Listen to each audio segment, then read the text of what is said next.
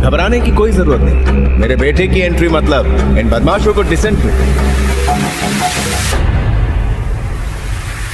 खुद को समझता क्या?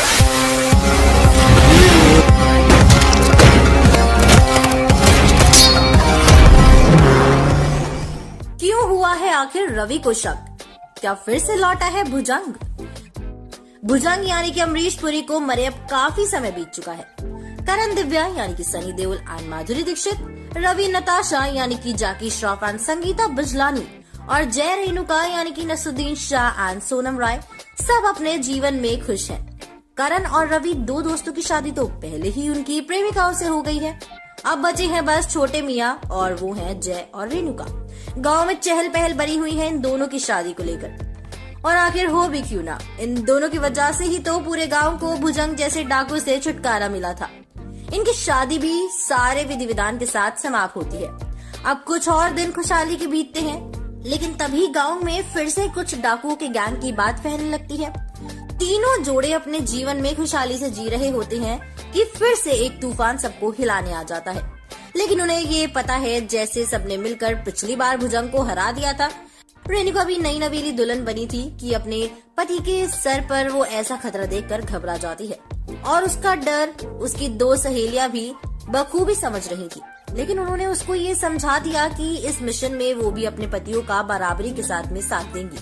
जय ने जब पता किया कि आखिर कौन है जो ये गैंग और लूटपाट फिर से मचाने आ गया है, तब ये पता चलता है कि कोई और नहीं बल्कि भुजंग का ही कोई अपना है और वो इन सबसे भुजंग की मौत का बदला लेने यहाँ आया है। लेकिन इतने सालों में आखिर कौन हो सकता है जो उन पर वार करने आया है, क्योंकि भुजंग का तो कोई अपना था ही नहीं।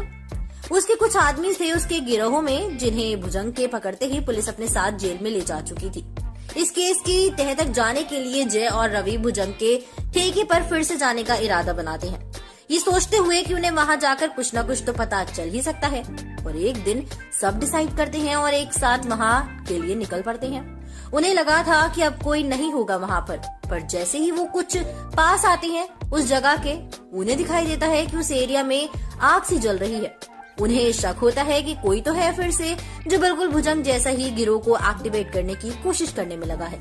वो दोनों फैसला करते हैं कि अंदर जाकर ही ये पता लगाया जा सकता है कि आखिर कौन है ये भुजंग का सक्सेसर। करण एक बहुत ही ईमानदार पुलिसमैन है। उसने पिछली बार भी भुजंग को मारने में अपना सब कुछ दांव पर लगा दिया था और उसके पास ऐसा करने की एक वजह ये भी थी कि भुजंग ने उसके पिता को अपने काम में अड़ंगा डालने के कारण मार दिया था। और तब से ही करण ने ये ठान रखा था कि जब भी मौका मिलेगा वो भुजंग को मार डालेगा। लेकिन अब इतने सालों बाद फिर से वही सब शुरू होने को है, तो वो और भी ज्यादा फ्यूरियस हो गया है कि कहीं भुजंग खुद ही तो वापस नहीं आ गया है। गांव वालों के हिसाब से भुजंग का कोई अपना नहीं था, लेकिन अक्सर वो शहर जाता था। वहाँ पर एक औरत से उसका मिलना जुलना था।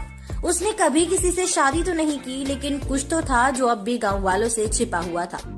आगे की कहानी जानने के लिए दोस्तों बने रहिए हमारे साथ और देखते रहिए बॉलीग्राज स्टूडियोज को। अगर आपको ये वीडियो पसंद आई है तो प्लीज इसको लाइक और शेयर करना बिल्कुल न भूलें। हमारी आज की राइटर हैं ऋतिका।